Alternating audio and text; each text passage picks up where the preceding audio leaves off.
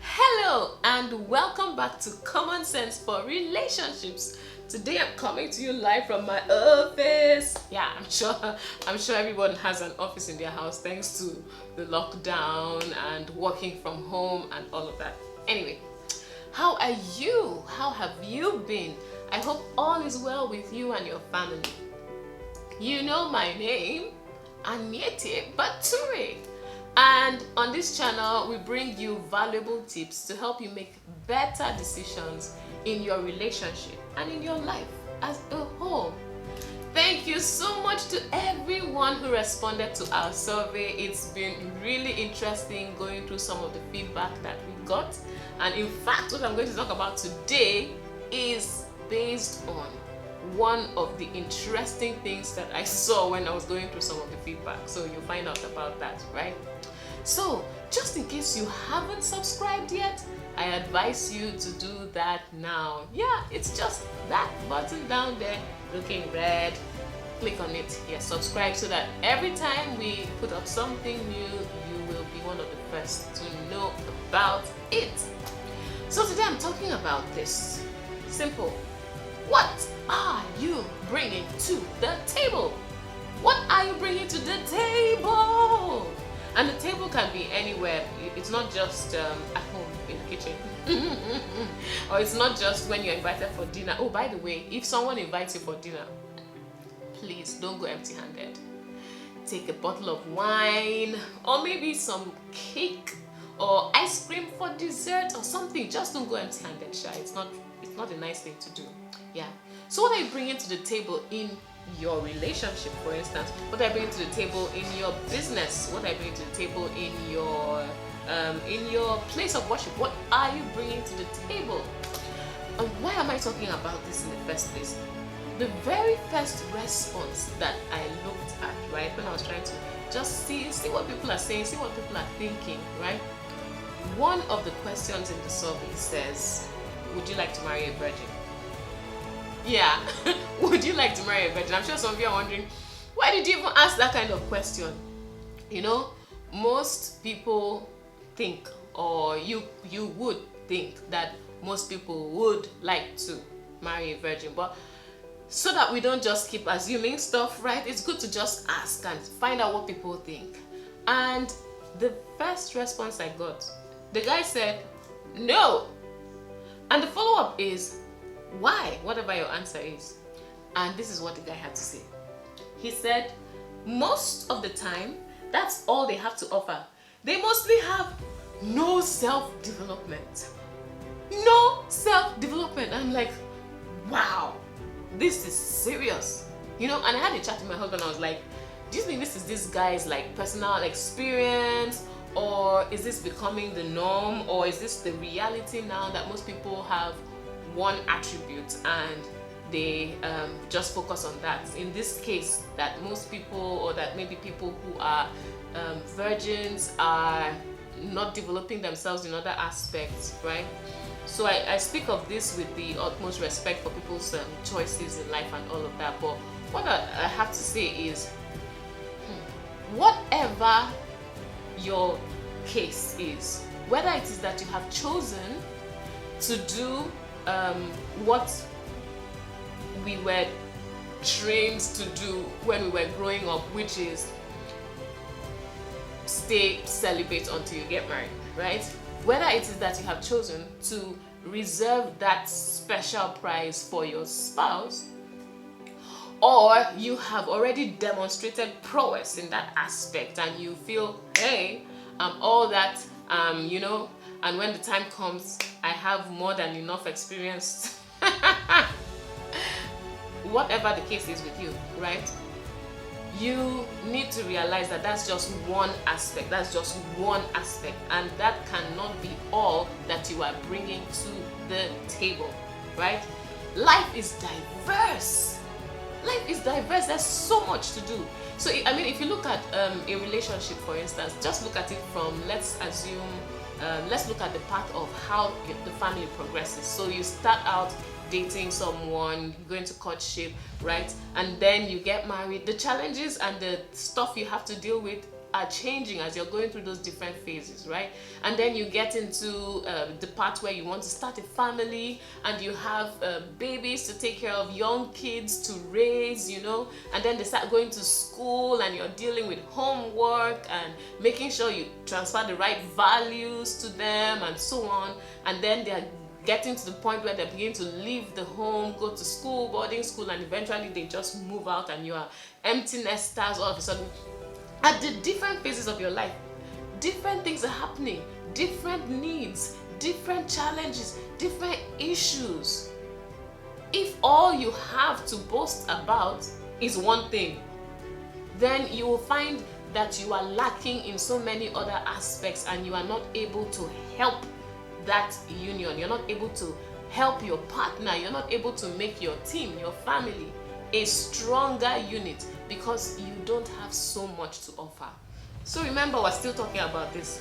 What are you bringing to the table? It's a very important question that everyone needs to ask themselves, right? You really need to ask, because relationships are partnerships, right? And when you look at partnerships, if you have different people in the team, right, and they are strong and they can work together, it makes things better and easier for everyone, right? So look at partnerships. What kind of partnerships? Business partnerships, friendships, marriages, you know, career. There's the employer-employee relationship, right? There are all these aspects, and it's all a partnership, and it's diverse. And as diverse as those aspects are, the needs also vary. So if you're able to offer more, you make for a better partner. Think about it. So do you wonder why in Lagos, for instance, so many people go to Eban, Prince Eban supermarket? Do you wonder why? That's because you find so many things in the same place. It's like a one-stop shop, right?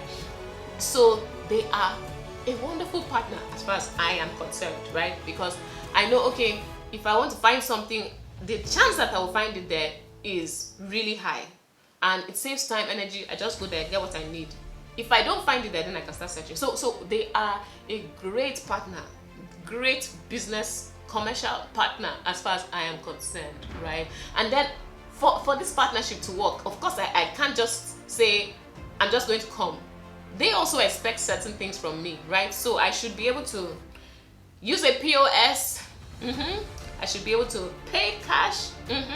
And just in case those two options are not available, I should be able to do an online transfer or something, right? And I should also be able to live with their timings, the open hours, you know, rather than say, no, I need to be open at this time and make so much noise about them not being open at a certain time. The partnership requires understand they open at this time to this time and so on. You understand what I'm saying? All right. So that's partnership. How about in your employer-employee relationships? How is that going? What are you going to bring? Is it just, I am a graduate, I have a degree, first degree in blah blah and master's in blah blah blah, and then depending on where you're going to, I have so years work experience? Is that all you're going to bring? Is it just your expertise that you're going to bring to the table? Because you see, that's not enough. You'll find out that you need to be a team player. Oh yes, if you were used to doing things your own way, I know how to get things done, I get my results on time, my work is outstanding. When you get to certain offices, you will be required to work with other people, you'll be required to work with teams. How are you going to handle that? You need to be flexible. Yes, you're a chemical engineer, or yes, you are a something here, something there. You may be required to do something, a task or a role, take on a role that is not connected to your degree. So what are you going to do in that case? You need to be able to adapt. You need to be able to be flexible, right? And in a situation like we find ourselves being in the economy, where a number of companies are making adjustments and are trying to survive, roles are changing all over the place. So what are you going to do? Are you going to just say, no, I can't do this? If you're not able to adapt or able to adjust or able to align yourself with the goals of the organization in that season, then maybe that relationship won't work anymore, right? So degree, expertise is not enough. You need to be able to bring more to the table. How about your church or your place of worship? Are you just going to come and go, right? You come, you hear the word, you receive, you're fantastic, and you go. Will you ever step up when the need arises, when there's more to do than usual, and they need you to do a few things here and there? Will you step up? Yes. So it's about, what are you willing to do? What are you willing to give? What are you able to give? What do you have to give? So that all comes into the answer to this question. What do you bring? What do you bring to the table? What are you bringing to the table? It's a big question, it's important, and you need to be able to do some soul searching and find out what you have to offer. And just in case you finish that soul searching and you find out that, hey, I don't really have much, there's time for you to actually begin to build yourself, right? If you get that wake-up call, then you need to arise and build. You need to begin to acquire certain skills. You need to go out of your way to learn a thing or two that will help you to have more to offer, more to bring to the relationship. You know, sometimes people pray, oh God, please bring me a man who is this and that and that and that, and bring me a lady who is all that plus a bag of chips, and so on. And you say, okay, you're really praying to God to give you one of his favorite children, right? And then you are looking at yourself and you are not developing yourself, you're not building yourself, you're not doing anything to make yourself better. And then I'm just wondering, how will God feel about this, about answering your prayer? Because he's going to be thinking, hey, but I really love this chap or this kind of person that you want, and I don't think it would be fair I'm just imagining, right, to bring you into this person's life when you have almost nothing to offer. The person will now start feeling like, hey God, how could you do this to me? I'm hoping the person will do their usual checks, like I say, right? And if they do the screening, they will even see that it's a scam, and then they will know to move on, right? Or to work with you to build capacity. The fact is, it's not the end of the world if you don't have these skills, if you don't have so much to bring. You can be deliberate to develop it. It's not the end of the world if you don't have so much right now. You can be deliberate to develop. Say, oh, I need to learn how to do this, and I need to learn how to do that. Oh, I need to go and find out about this, and I need to. You can be deliberate about it. So it's not the end of the world if you don't know, or if you don't have certain skills to bring. So coming back to relationships, right? Through the life of your relationship with the person you will eventually get married to, and all of that, and through your marriage and your years in the future, you know, there will be critical decisions to make. There will be bills to pay. There will be children to raise, right? There will be businesses to build. There will be financial portfolios to grow and diversify. There's just so much. So my advice to you is, check yourself. Make sure you have a lot to bring to the table, just to make you a better partner, right? And then it will make your team, which is your family or your relationship, the couple, a stronger unit. Now, before I wrap this all up, I need to say, right, that we need to also realize that it's one thing to have strong team members, right? Like you say, I'm all this and he's all that.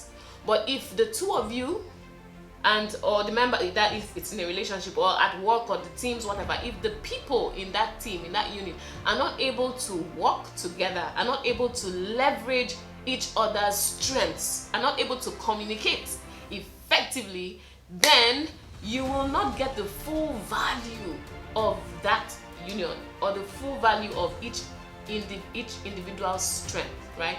So for instance, look at, if I use myself and my husband as an example, I usually say that if you were to put people in departments or something, you would put him in the critical thinking, you know, those people who know how to probe and poke holes and lift every stone and see all the things that could go wrong and stuff like that. That's where he would be. And then I would be in the group where, hey, what's happening here? Let's go, let's do it. Yes, we can. All positive, and most of the time we're not really looking at all the things that could go wrong, right? So now imagine what happens in a team. I am trying to come up with, hey, let's do this. Oh, wouldn't it be nice if we? And he's going, that's how about this, how about that? If you just leave us, right? I will get upset sometimes because I'm like, I'm trying to dream here, I'm trying to be creative here and so on. I'm trying to come up with ideas. Why are you shooting down my ideas? Why are you making me feel like I'm not thinking things through? But you know what we learned to do? We learned to realize that these strengths, even though they seem to be on opposite sides, you can unify and align in such a way that we are better together, right? So I have to be patient when I am, I have to be patient to hear him out. So this is why I usually say, just hold on, wait, let me finish. Just hold on, please just hold it so that I can say all I want to say. Then when I finish, he can now come with this here, that there, we need to change this, we need to adjust that, we need to put this in place before that other one can happen. Have you thought of? And together we are able to come up with a plan that is, call it watertight, right? And we are able to get a better result at the end of the day. So don't be intimidated by the strength of your team member. Don't be intimidated by what the other person can do, is able to bring, right? One person can be earning millions and the other one is not earning so much, but is able to think of plans and structures to use the funds that come to the family and maybe even grow it and increase it and put it to better use so that family is doing better, right? So work together, communicate. There's just so much, but I'll stop here for today. And I'll remind you again, if you haven't subscribed, it's a good time to do so. Yes, it's a good time to do so. And I'll see you next time on Common Sense for Relationships. If you want to still participate in the survey, the link is in the description. And like I always say, remember, common sense is not so common.